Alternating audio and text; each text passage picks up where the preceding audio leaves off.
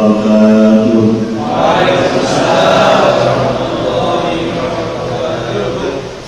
Bismillahirrahmanirrahim. Alhamdulillahirabbil alamin. Wassalatu wassalamu ala asyrafil anbiya'i wal mursalin sayyidina wa maulana Muhammadin wa ala alihi wa ashabihi ajma'in. Qala Allah ta'ala fi kitabihil karim, ya ayyuhalladzina amanu taqullaha wa tanzur nafsum ma qaddamat lighad wattaqullaha innallaha khabirun bima ta'malun. Shadaqallahul azim. Hadirin yang berbahagia, Bapak Direktur Sekolah SMKK, Direktur ya. Kemudian Wakil Direktur, jajaran guru, staf, keluarga besar SMKK yang kami hormati juga Ustaz Khairul Razi, Bapak-bapak, ibu-ibu sekalian yang dimuliakan Allah Subhanahu wa taala. Wa tilkal ayyamu nudawiluha bainan nas. Allah memutar kehidupan ini, Allah memperjalankan waktu ini agar manusia mendapatkan pelajaran di dalam perputaran waktu tersebut. 1442 Hijriah masuk ke 1443 Hijriah.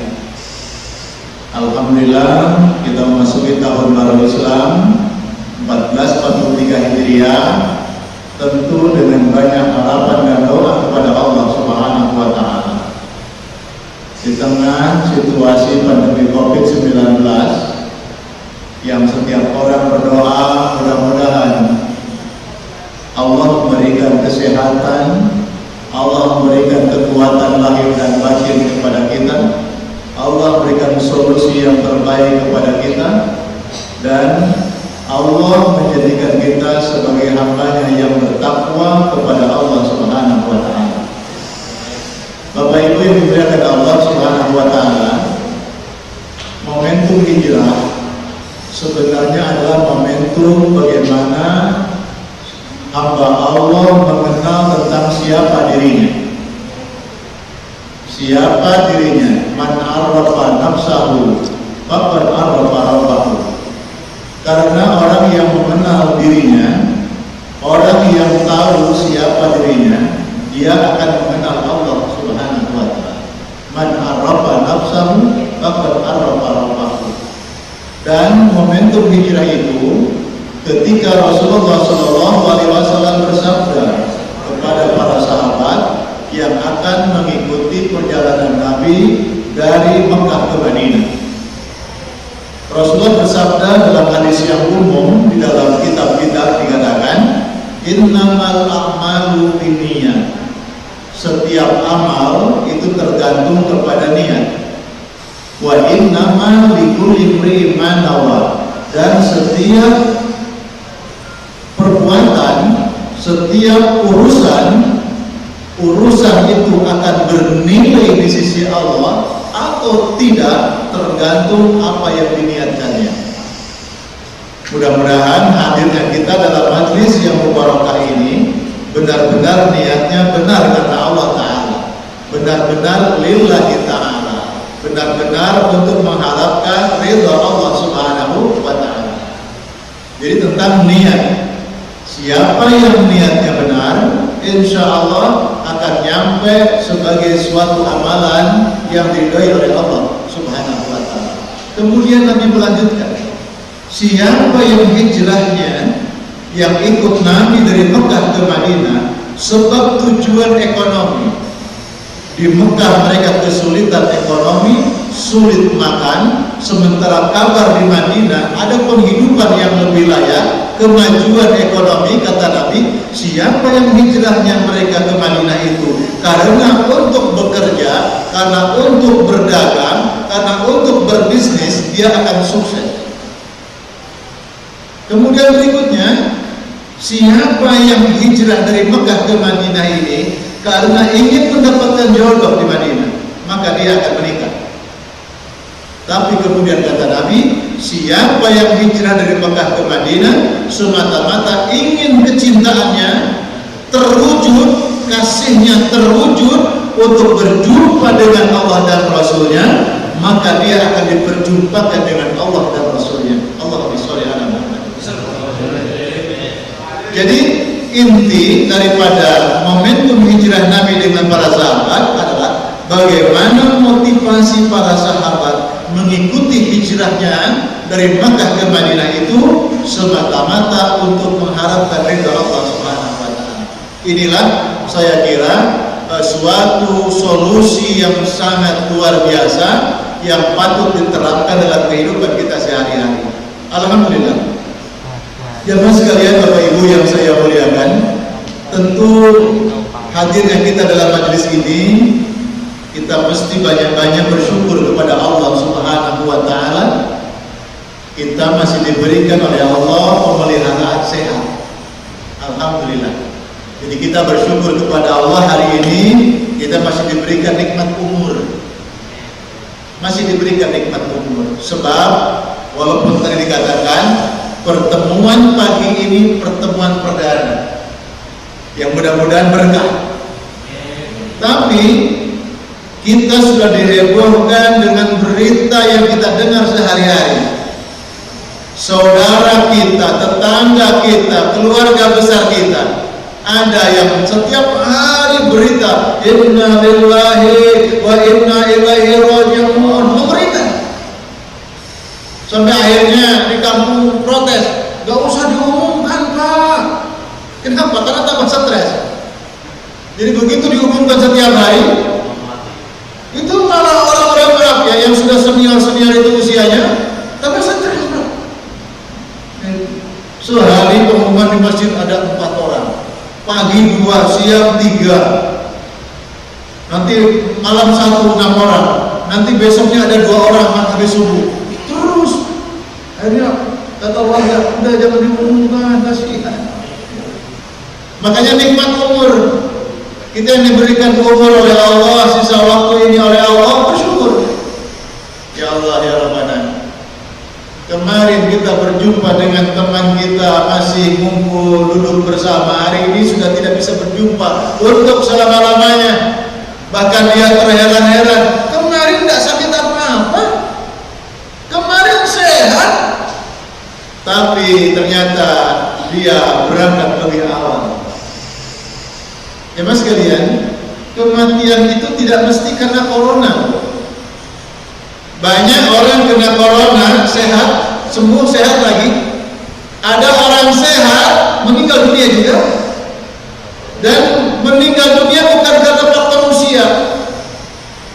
Banyak orang yang lebih muda meninggal duluan. Yang umurnya sudah senior masih banyak umurnya. Masya Allah. Dan bukan faktor ekonomi. Ada orang kaya juga meninggal duluan. Banyak orang miskin juga mati duluan. Jadi artinya apa? Tentang umur termasuk bagian dari rahasia Allah. Bersyukur kita hari ini masih diberikan kesempatan Allah umur yang barokah, umur yang panjang. Karena umur yang panjang itu sebenarnya umur yang barokah. Man tala umruhu khairun nas, man tala umruhu wa hasuna amaluhu. Sebaik-baik manusia, kata Rasulullah, adalah orang yang diberikan lama panjang umur kehidupannya di dunia dan dia bisa memberikan manfaat yang banyak. Asanu man tala umruhu wa hasuna amaluhu, amalnya baik. Masya Allah. Jadi banyak kenangan yang baik, banyak guratan pena yang baik yang bermanfaat bagi sesama. Jadi nikmat umur. Nikmat umur ini patut kita syukuri. Alhamdulillahirabbil alamin. Dan kita berdoa kepada Allah itu, kalau berdoa bukan ya Allah berikan aku panjang umur, tapi ya Allah berikan umur yang barokah. Kalaupun panjang umur yang berkah, yang sehat, sing sugih, sempurna doanya itu, luar biasa. Masyaallah. Bapak Ibu yang dimuliakan Allah. Yang kedua, kita terus bersyukur kepada Allah. Setelah nikmat umur adalah nikmat sehat. Nikmat sehat.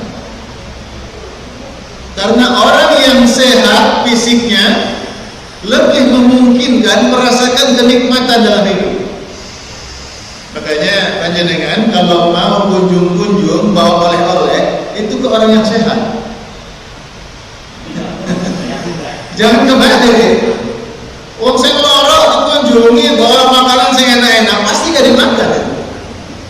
Yang makan yang nungguin paling. Kenapa? Karena bagi orang yang sakit, makanan selezat apapun akan terasa baik, dan dia tidak bisa merasakan kenikmatan itu. Maka ketika sehat itulah Masya Allah.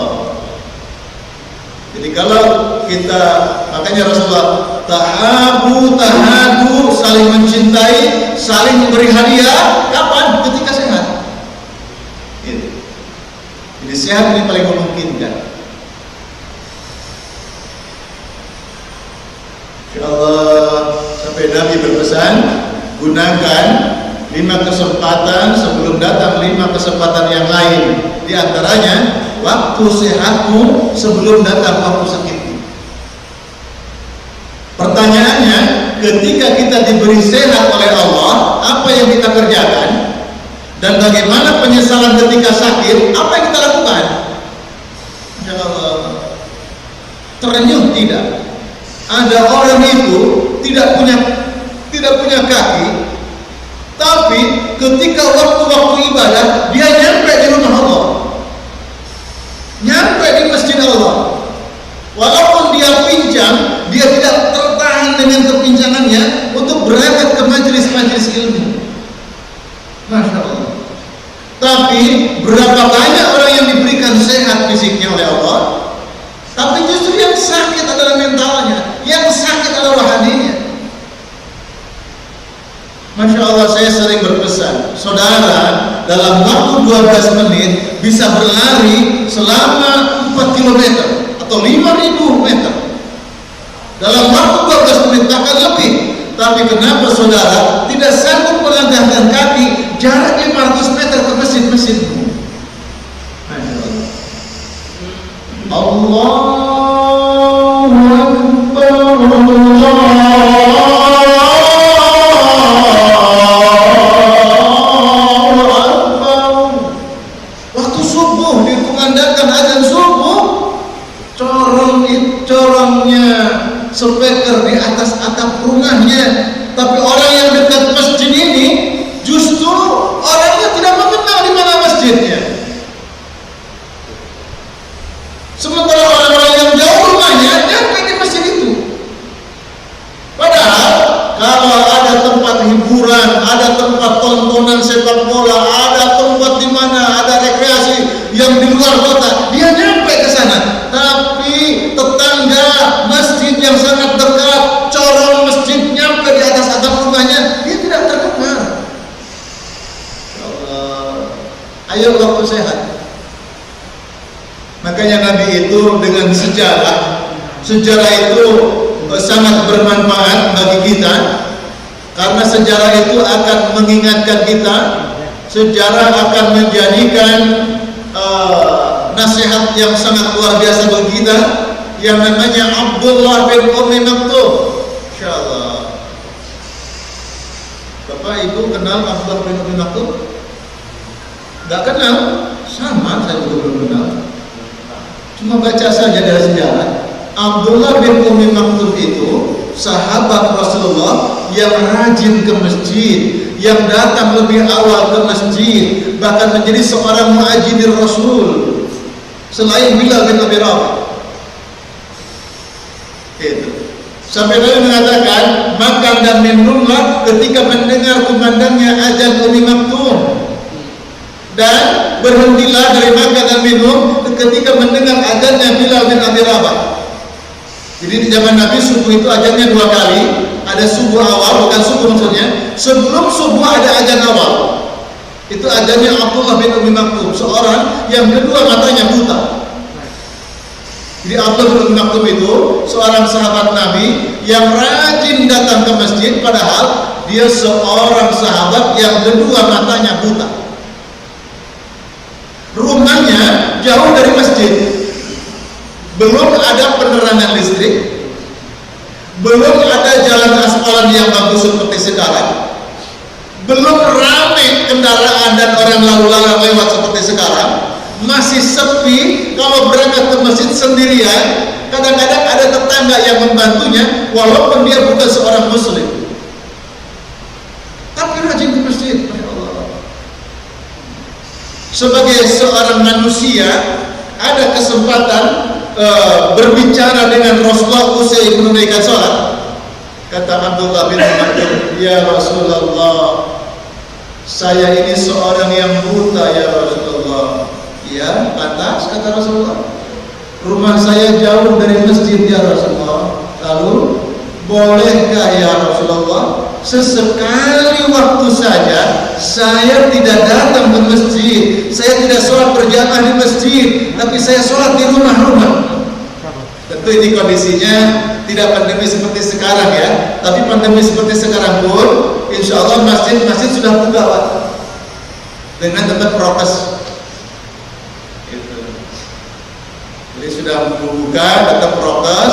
Nah ini kita lanjutkan. Saya seorang buta ya Rasulullah, rumahku jauh, tidak ada kawan tetangga yang seagama yang bisa menuntun saya ke masjid. Bolehkah ya Rasulullah, sesekali waktu saya tidak datang ke masjid? Boleh apa tidak ya Rasulullah? Sebagai sosok Rasul yang lembut hatinya, yang sangat bijak menghadapi pertanyaan sahabatnya, hampir Nabi mengatakan ya boleh. Hampir Nabi mengatakan seperti itu, tapi dengan sebuah pertanyaan yang meluncur dari lisan mulia Rasulullah. Apa dikatakan? Wahai sahabatku, apakah ketika dikumandangkan azan engkau mendengar suara azan itu?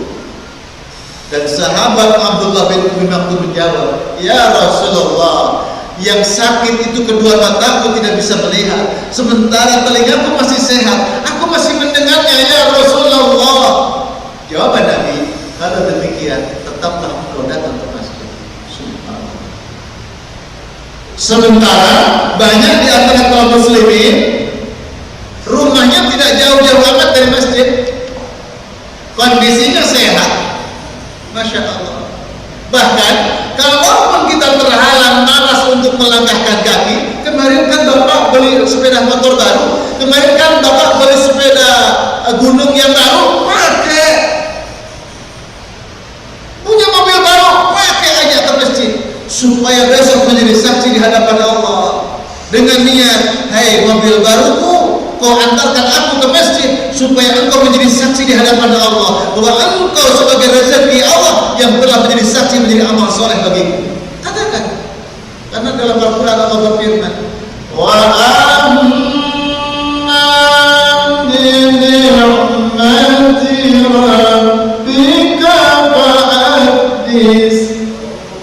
Dan adapun tentang nikmat-nikmat yang Allah berikan kepadamu, fahadis, maka hendaknya engkau tampakkan nikmat itu. Jadi bukan jadi kesombongan Pak, ke masjid bawa motor baru, tidak baru, sombong, nyombong, bukan, harus niatnya bersihkan. Makanya hijrah tahun baru Islam ada semata-mata bagaimana kita memperbaiki hijrah qalbiyah, bagaimana kita membersihkan hati kita dengan niat yang benar. Gitu. Hei motorku yang baru, sepedaku yang baru, jaga hatiku ya, jangan sampai aku ria, jangan sampai aku sombong. Engkau akan kubawa ke masjid, kau antarkan aku ke masjid ya, sehingga engkau jadi saksi di hadapan Allah bahwa engkau bagian dari nikmat Allah yang aku gunakan untuk beribadah kepada Allah Subhanahu wa Ta'ala. Allahumma sholli ala Muhammad. Itu nikmat sehat, Pak. Gunakan waktu sehatmu sebelum datang waktu sakit. Kemudian majelis terus terbuka. Dan tadi dikatakan siapa yang diberikan panjang umur semakin bagus akhlaknya. Sekarang coba, kalau orang itu sedang sakit, Pak, mau berdiri sholat nggak bisa. Jangankan berdiri sholat, walaupun dia sehat, tapi kakinya yang sudah sakit, tak bisa berdiri, Pak. Mungkin faktor sakit, mungkin faktor usia. Sehingga rugi ya kalau begini nggak bisa berdiri, rugi ya begini nggak bisa sujud sempurna, rugi ya kalau sudah sakit ini tidak bisa menyempurnakan amal ibadah kepada Allah. Pertanyaannya, dulu ketika sehatmu, bagaimana, apa yang kau kerjakan? Nah, itu. Jadi mumpung kita sehat itu, ibadahnya bagus. Tampilkan ibadah kita ini kepada Allah sebaik-baik ibadah. Makanya ada doa juga. Doa meminta tolong kepada Allah agar kita ditolong oleh Allah bisa beribadah yang baik. Allahumma a'inni ala dzikrika. Ya Allah, tolonglah aku agar aku bisa mengingatmu, ya Allah. Allahumma a'inni ala dzikrika. Ya tolonglah aku agar lisan ini ringan, gampang, mudah menyebut kalimat-kalimat thayyibah, kalimat-kalimat yang indah, bertasbih, berzikir kepadamu, ya Allah. Wa syukrika. Ya Allah, berikan pertolonganmu, ya Allah, bantu aku, ya Allah, agar aku bisa mensyukuri nikmat-nikmat yang kau berikan. Sekecil nikmat yang Allah berikan, seseorang mampu mensyukurinya. Kita kan jarang mengakui nikmat dari Allah, apalagi kalau nikmatnya kecil. Enak kok nyentuh anaknya, aku mau gede. Tidak bersyukur. Itu harus minta tolong ke aku. Ya Allah, tolong ya Allah. Sekecil apapun nikmat dari Engkau, aku bisa mensyukuri nikmat itu. Sebab dengan cara itulah Allah akan menambahkan nikmat. La in syakartum la azidannakum. Kalau engkau mensyukuri nikmat dari Allah, sekecil apapun nikmat, justru cara Allah agar Allah mengirimkan nikmat itu lebih banyak. Bagaimana kita akan mendapatkan nikmat banyak, nikmat yang ada tidak pernah disyukuri? Itu persoalannya. Wa husni ibadatika. Ya Allah, tolonglah aku agar aku ketika ibadah itu bisa mempersembahkan ibadah yang baik, ibadah yang terbaik. Masya Allah. Jemaah yang dimuliakan Allah. Jadi waktu saat ini, waktu memungkinkan seorang hamba Allah menyempurnakan amal. Maaf Bu, Bapak enteng-entengan lain. Kita ini kalau sholat nih kamu khusyuk pas wayat takbiratul ihram. Takbir pertama itu Allahu Akbar. Rata-rata ketemu khusyuk.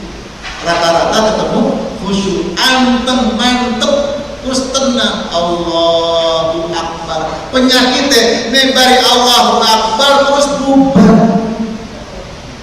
Pikirannya camping kemana-mana. Kemudian sholat itu adalah ibadah, sholat itu adalah munajat, sholat itu adalah doa, sholat itu adalah ibadah khusus, dialog seorang hamba kepada Allah Subhanahu wa Ta'ala. Panjenengan di dalam sholat itu ketika ada doa sempurna di dalam sholat itu. Ada bacaan doa sempurna, yaitu ketika duduk antara dua sujud. Napa? Rabbighfirli warhamni wajburni warfa'ni warzuqni wahdini wa'afini wa'fu anni. Ada 8 permohonan. Sekarang cek, kita periksa. Kira-kira adakah permintaan manusia yang keluar dari 8 ini? Lengkap, ada semua. Cuma manusia itu ingin merinci lagi permintaannya. Cuma pertanyaan saya, ketika panjenengan sholat duduk di antara 2 sujud, kemudian Rabbi firli warhamni dan seterusnya, itu saya tanya, panjenengan ini benar-benar berdoa kepada Allah atau membaca doa?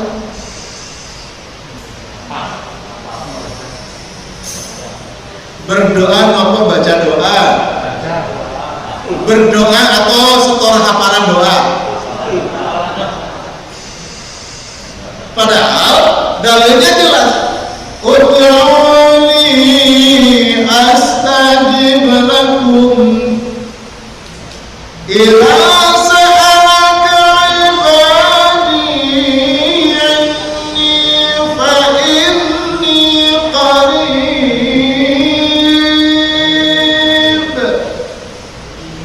ujibu da'watan da'i idza da'an falyastajibu li wal yu'minu bi la'allahum yarshudun.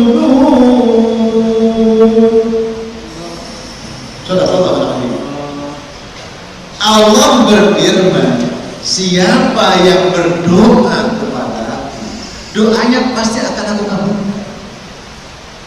Siapa yang minta kepada aku, pasti akan aku beri. Siapa yang bermohon kepada aku, permohonannya akan aku ijabah. Itu pasti. Cuma masalahnya kita ini belum berdoa, cuma baca doa. Kita ini belum berdoa, cuma hafalan setoran doa, setoran hafalan.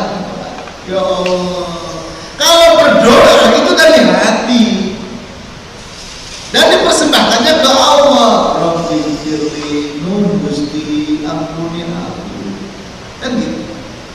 Ada kesadaran kita minta ke Allah. Itulah hijrah dari kebiasaan yang belum mengenal Allah jadi mengenal Allah, dari kebiasaan sholatnya biasa-biasa kepada sholat yang luar biasa. Apa? Sholat yang nyambung ke Allah. Dan itu memungkinkan ketika seseorang diberikan sehat,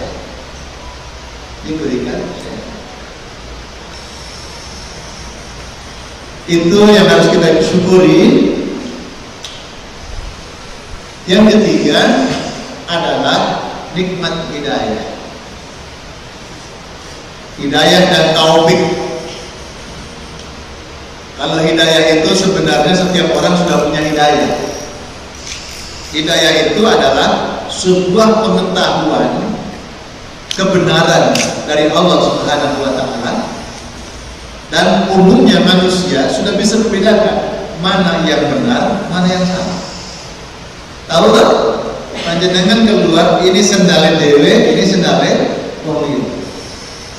Iki api, iki elek. Itu hidayah. Ini agama yang lurus, ini agama yang berbelok.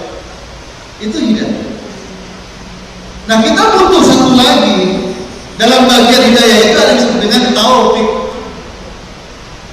Taufik itu apa? Kesesuaian amalan seorang hamba Allah dengan yang dikehendaki oleh Allah Subhanahu wa taala. Panduannya hidayah. Ini jalan yang benar, ini jalan yang salah. Ini hidayah. Pertanyaannya, permasalahannya, kenapa kamu diam di jalan yang salah? Tidak bergerak ke jalan yang benar. Maka ketika seseorang, saya harus bangkit, saya harus berada di jalan yang benar, maka orang ini mendapatkan taufik dari Allah Subhanahu. Kita ini diberikan mulut oleh Allah, bebas dengan lisan kita, mulut kita mau bicara seperti apa, mau bicara sing apik ya iso, ngomong sing elek ya iso. Kita bisa bedakan sing apik iku ya akibatnya apik, sing elek akibatnya elek.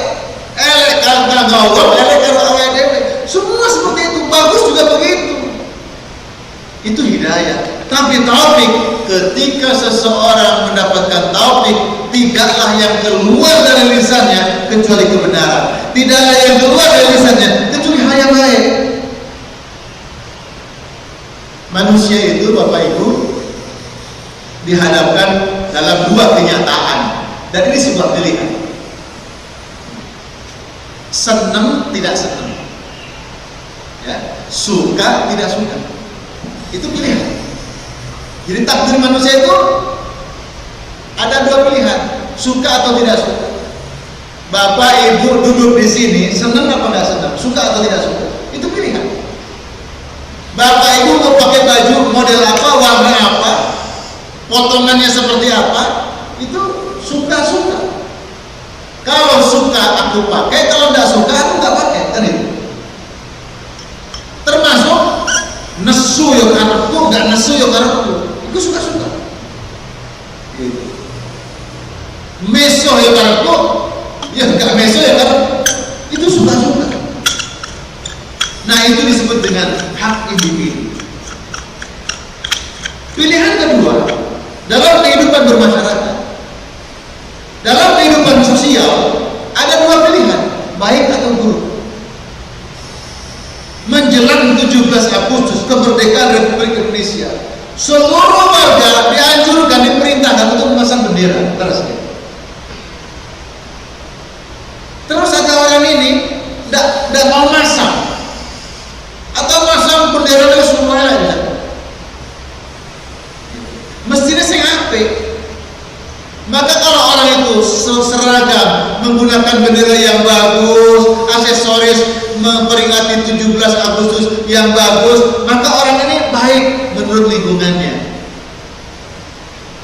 Tapi kalau dia tidak mengikuti aturan lingkungan, orang ini nggak baik. Oh, waktunya orang istirahat malam, dia cangkruk, teriak-teriak. Kalau ngobrol musik banter-banter suaranya, itu mengganggu tetangga, itu tidak baik. Loh, di kampung ini kalau mendengar azan, tidak ada orang yang lewat, semua tutup rumahnya, masuk ke masjid semua. Ada begitu. Jadi kalau waktunya sholat, orang ini masih ada di luar rumahnya, itu dikatakan orang itu tidak baik. Itu lingkungan sosial. Jadi ada di kampung itu aturan, kalau saudara berada di depan rumah saudara, tidak boleh pakai singlet tok, tidak boleh misalkan pakai. Jadi ada aturan lingkungan, maka ketika ada orang melanggarnya, orang ini tidak.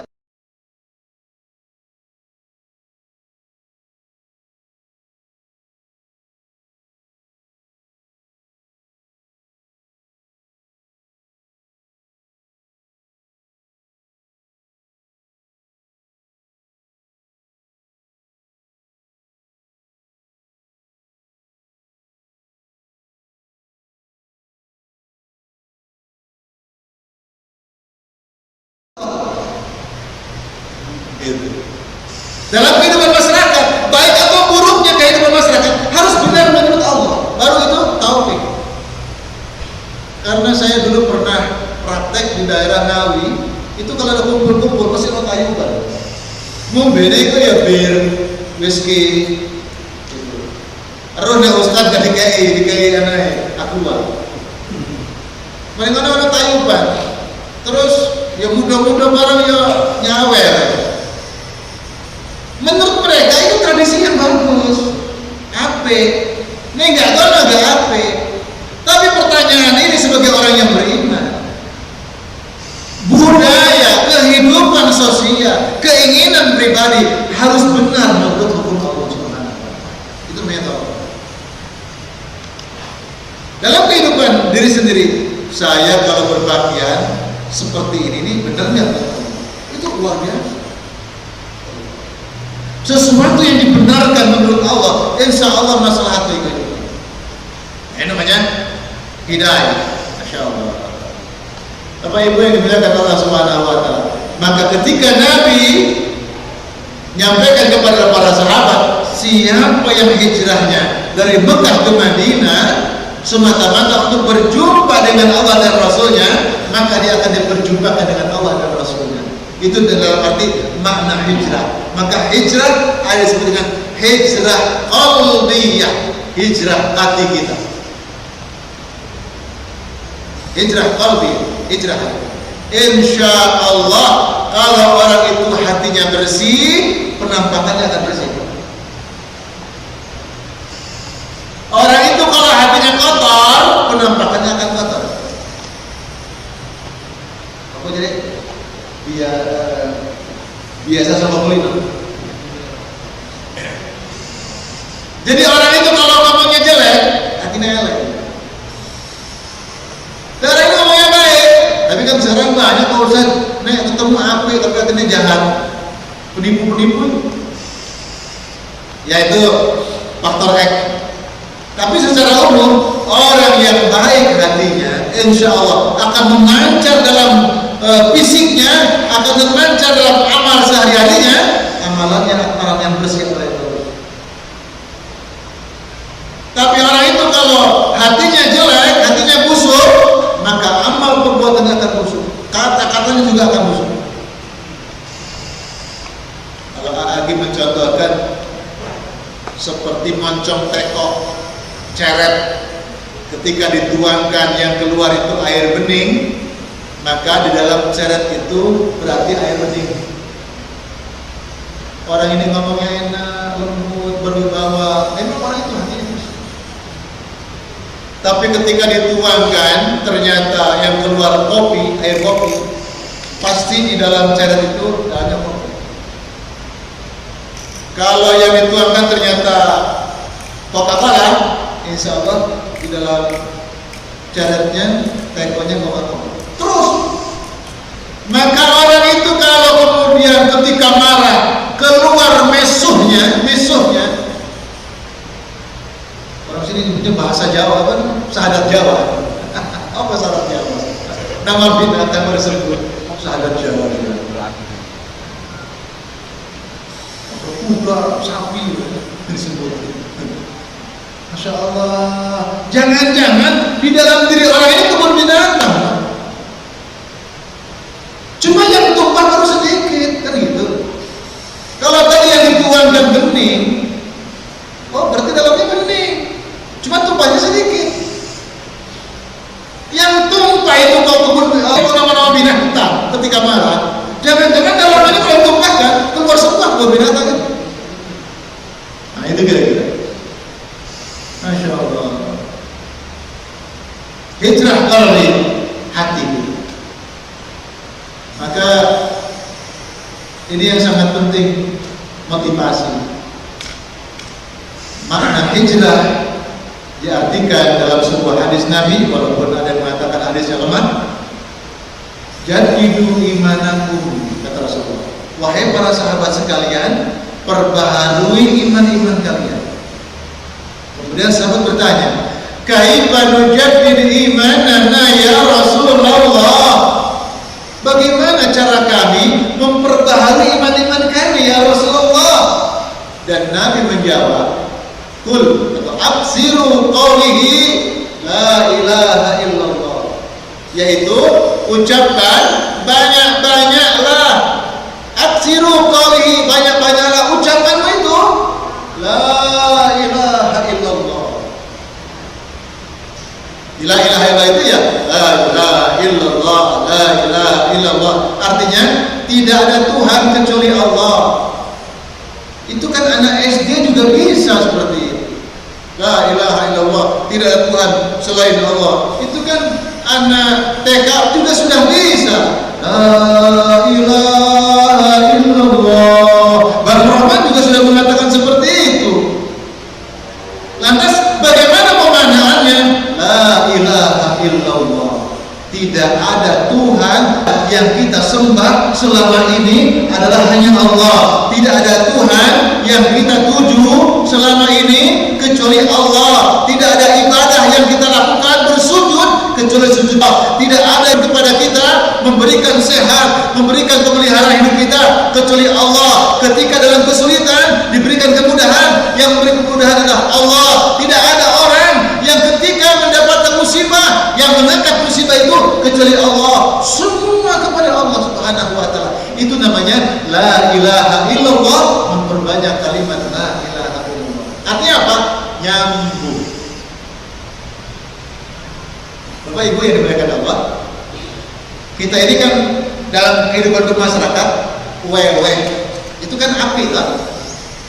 Dapat rezeki pulang dari luar kota, pulang dari kampung, kembali ke kota, bawa oleh-oleh, terus wewe ambil tombol. Api itu? Api. Cuma permasalahannya, apa wewe? Soalnya tombolku nek mulai toko kampung juga wewe. Iku api. Baik menurut hukum sosial. Pertanyaannya, apakah ini sudah benar menurut Allah?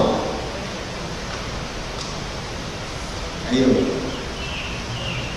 Sekarang kan juga repot, Pak. Ono resepsi pernikahan, kemudian ngamplop itu ya. Itu kan bahasanya sudah terang-terangan utang. Sudah utang bahasa itu, terangan utang. Masya Allah. Sudah utang. Aku tidak jadi amal gitu. Mestinya ya memang sisi ikatan silaturahim terbentuk, ada silaturahim dengan datangnya kita, dengan berdapatnya. Cuma sisi masalah amplopannya kok jadi utang. Padahal mestinya itu sedekah.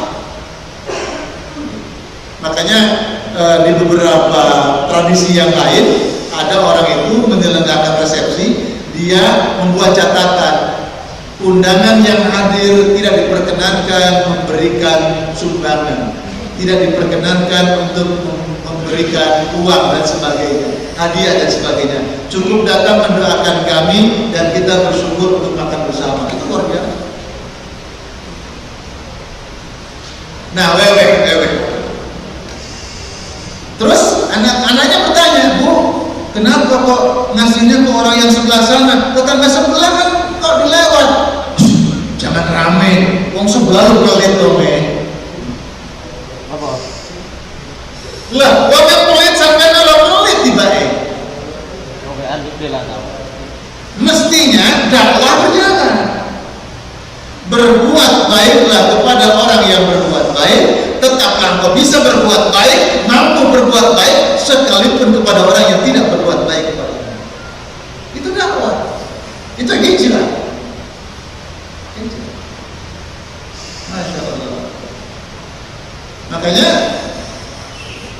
ketika weweh itu pastikan niatnya karena Allah Ta'ala, bukan karena baik menurut masyarakat, menurut lingkungan, tapi menurut Allah. Ya Allah, benarkan hati saya, niat saya, bahwa saya weweh bertangga ini semata-mata berbagi, sekedar sedekah, mudah-mudahan berkah. Udah mantap. Niatnya bukan balas budi, bukan. Karena balas budi itu kita sering tidak mampu menahan sabar ketika pembalasannya tidak setimpal. Bapak Ibu ketika mau ngaji ya, bagus nggak berangkat ngaji? Bagus. Pakaiannya sudah Islam betul, Bapak Ibu rapi, berangkat ngaji dilawan. Tahu-tahu di jalan ketemu tetangga, panjenengan nyalami, Assalamualaikum, mau kemana Bu, mau kemana Pak? Orang yang disalami tidak jawab. Terus panjenengan dongkol apa betul? Dongkol. Apa dongkol? Sebab salammu itu bukan karena Allah. Sebab salamnya kita itu belum nyambung ke Allah. Kalau kita mengucapkan salam nyambung ke Allah, niatnya diperbaiki, dibenahi. Ini ketemu orang, kata Rasul, apabila ketemu orang ucapkan salam. Salam saya kepada orang sebenarnya salam saya bentuk taat saya kepada Allah, cinta saya kepada Rasulullah, menunaikan syariatnya. Perkara orang membalas atau tidak, no way, bukan urusan saya. Bahkan berlatih, banyak-banyak ucapan salam, berlatih, jangan dibalas, berlatih. Kita ini kan sering nesu, kecewa. Kok sampai nggak nyokok, percuma disopo, ingin berdino tak sopo, tak balas, males. Pertanyaan pertanyaannya sing marah sing ndi? Nah, Bapak Ibu, Masya Allah, sebagai syekhuna semua, ini guru-guru besar semua, Masya Allah. Maka fondasi hijrah ini justru hijrah qalbiyah. Ketika kita mengucapkan salam, pastikan ya Allah, ini cinta kepada Rasulullah, ini bentuk amalmu kepada Allah, maka saya untuk mengucapkan salam semata-mata kata Allah Ta'ala. Assalamualaikum warahmatullahi wabarakatuh. Udah disalamkan, udah dijawab. Itu. Kalau ternyata orang yang menjawab, qadarullah, berkah, Allah masih membuka kebaikan kepada mulut. Gak usah gini, bisa menemui wajib jawab salam, dosa. Jangan, bukan urusan kita. Urusan saya mengucapkan salam, urusan jawab salam, ya urusannya dengan Allah, gak ada urusan dengan sini. Bisa dipahami ya? Ini hijrah. Gitu. Itulah setiap orang sering kecewa dalam melakukan. Kan ada orang itu dipilih oleh Allah. Pemilihannya itu ya kadang-kadang dari skenario manusia juga. Contoh begini, Bapak Ibu tinggalnya di kampung, di perumahan atau dimanapun, oke lah terserah. Masih ada enggak atau ada larangan kampung, dilarang pemulung masuk, orang minta-minta dilarang masuk, ada gitu? Ada. Berarti kalau begitu Bapak Ibu sudah punya kepastian bisa menyumbang ke yang lain. Cek teliti. Walaupun mungkin alasannya untuk keamanan ya, alasan untuk keamanan. Tapi kalau ternyata ada aturan begitu, pastikan Bapak Ibu tidak tertutup untuk bisa memberi kepada orang lain. Pengalaman saya dari rumah yang jejer, ternyata orang-orang peminta-minta tidak semuanya pintu diketuk. Tidak semua pintu diketuk. Orang-orang tertentu saja yang dia ketuk pintu. Alasan manusiawinya karena orang ini suka ngasih, sebulan kalau nggak ngasih. Alasan manusia. Tapi yang menggerakkan siapa? Gusti Allah.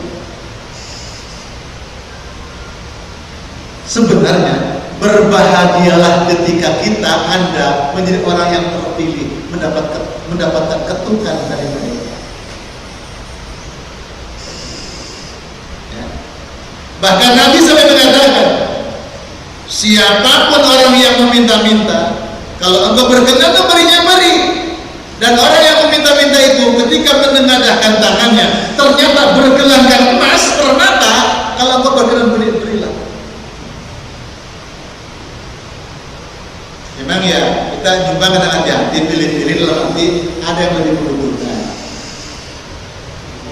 Walaupun kita beri nasihat, ngasihnya ya 5.000 lah, tapi menggunakan syarat, ojo dikai mumbe yo, ojo dikai mabuk yo, ojo dikai judi yo, gitu. Sudah nunjuk. Kira-kira sing ngomong itu wis tuh elek. Maaf Bapak Ibu sekalian, ini mereka tahu. Saya dari kampung ke kota. Orang kampung ngasih tahu, Pak, ada tetangga kita ini sekarang suka pinjam duit. Tapi kalau sudah pinjam, tidak pernah bayar. Informasinya udah seminggu dia ke Surabaya. Katanya dengar-dengar mau ketemu Bapak. Kira-kira memori yang ada di Bapak Ibu apa itu? Lilalah sore-sore mulai goblok area teko. Apa kira-kira? Sudah ada apa di sini? Masya Allah. Lilah benar. Saya lagi kesusahan, Pak, mau pinjam uang. Terus memorinya berjalan. Pasti nggak bayar. Gitu kan? Masya Allah. Hati-hati, Pak. Orang ini belum tentu seperti itu. Bapak sudah menuju. Yang berdosa itu sebenarnya siapa? Bapak sudah berdosa sebelum dia berbuat dosa. Kita sudah berburuk sangka duluan, karena dia belum berbuat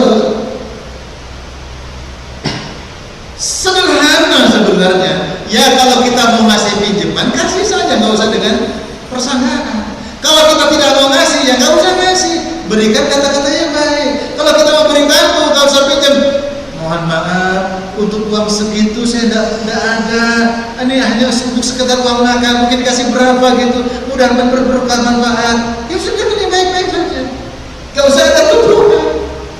Masya Allah. Hijrah. Nah, dari sinilah Nabi menegakkan pilar itu.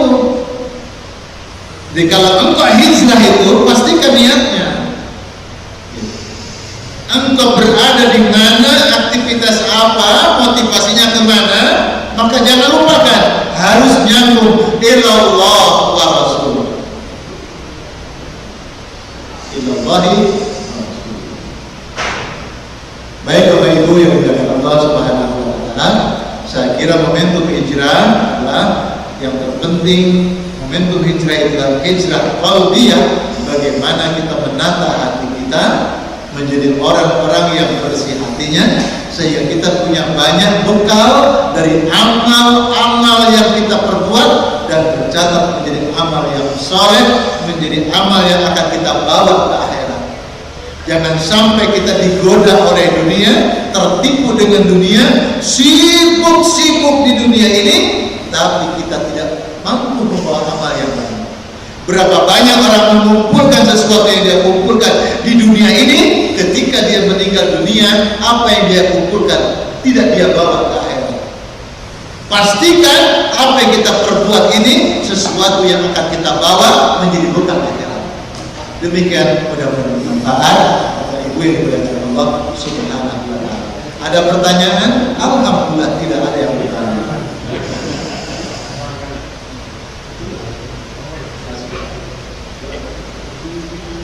Baik, kalau ada pertanyaan mohon. Silakan Bapak. Ya, terima kasih. Assalamualaikum warahmatullahi wabarakatuh. Waalaikumsalam.